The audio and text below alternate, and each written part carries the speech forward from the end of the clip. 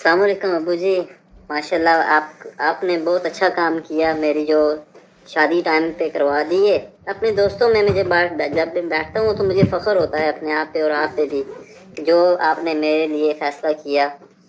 تو سارے کیونکہ دوستوں میں ہی ایک اکیلا ہوں جو شادی شدہ ہوں، باقی سب غیر شادی شدہ ہیں۔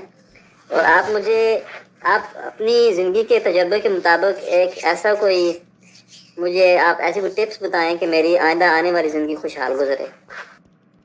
میرے بیٹے، یہ میرا فرض تھا جس سے میں نے کوشش کی ہے نبھانے کی بخوبی۔ تمہارے لیے میں نصیحت کے لیے تو یہ کہوں گا، ابھی اٹھو، جاؤ، جا کر قلم لے کر آؤ، ایک کاغذ لے کر آؤ اور ساتھ میں ربڑ لے کر آؤ۔ ابو جان، آپ تو ایسے بول رہے ہیں جیسے میں کچھ جائیداد لکھوانے کے لیے آیا ہوں۔ میں تو ایک نصیحت لینے کے لیے آیا ہوں، آپ مجھے نصیحت کرو، میں چلتا بنوں۔ بیٹا، تمہیں جو چیز لانے کے لیے کہا نا وہ کرو، میرے ابو نہ بنا کرو۔ ابو جان آپ خوش رہیں، یہ رہیں، ربڑ بھی لے لیں، کاغذ بھی اور یہ پین بھی لے لیں۔ اس کاغذ کے اوپر اب کچھ لکھو۔ جی فرمائیں جی، کیا لکھوں میں؟ جو پہلا خیال تمہارے ذہن میں آتا ہے وہ لکھ دو۔ ابو جان میرے ذہن میں تو یہی آتا ہے کہ ران مریدی لکھتا ہوں، کیونکہ وہی سب سے بڑی ہے جو ایٹک ہے۔ اس کو اب لکھ دیا، اب اس کو مٹا دو، ابے کی کہانی نہیں لکھنی۔ اچھا، ران مریدی نہیں، اس کو مٹا دو۔ ہاں جی، اب کیا کروں؟ اب کچھ اور لکھو اور کچھ ڈھنگ کا لکھنا ہے اس بار۔ جی ٹھیک ہے ابو جان، لکھ دیا، آپ بولیں۔ اس کو بھی مٹا دو، پھر لکھو۔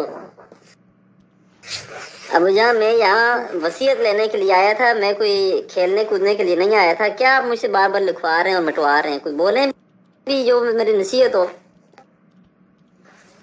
ایک دفعہ اور لکھو۔ ابو جان یہاں میں کوئی خوشخطی کرنے کے لیے نہیں آیا، چلیں آخری بار ہے میں لکھ لیتا ہوں، بولیں۔ اس کو پھر مٹا دو۔ ابو جان یہ تو آپ نے نا حد ہی کر دی ہے۔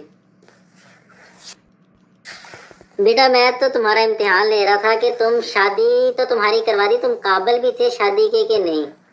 جس طرح تم نے مجھے 3-4 بار جواب دیا نا، کھول کر بھی اپنی بیوی کے سامنے اس طرح سوال جواب نہ کرنا۔ میاں بیوی میں 100 باتیں ہو جاتی ہیں۔ میری نصیحت تمہیں یہ ہے کہ جب کوئی بات ہو اسے اسی وقت اپنے دل سے مٹا دو، کیونکہ جب باتیں اکٹھی ہوتی ہیں دل میں تو یہ تلخیوں کا باعث بنتی ہیں، دوریوں کا باعث بنتی ہیں۔ جو کوئی بات ہو، غلطی ہو اسے سمجھا دو، اپنے دل سے وہ بات نکال دو، زیادہ اس بات کو طول دینے کی ضرورت نہیں۔ جیسے کہ ابھی تم صفحے پہ اگر نہ مٹاتے اور میں تم سے لکھوائی جاتا تو یہ صفحہ بھر جانا تھا، اور پھر تمہارے پاس اس صفحے پہ لکھنے کی گنجائش نہیں تھی۔ اسی طرح انسان کا دل ہوتا ہے، جب اس میں باتیں بھر جاتی ہیں تو انسان اپنے جذبات جو ہے پھر ان پہ قابو نہیں کر پاتا اور وہ بہت کچھ بول دیتا ہے۔ وہ تو پھر بھانڈا جڑا وہ پھٹ جاتا وا، تے جڑا ہوندا نا بندہ وہ ساری عمر پھر سر تے خارش ہی کردا۔ ابا جان آپ ہزاروں میں ایک، آپ نے بہت اچھی نصیحت کی۔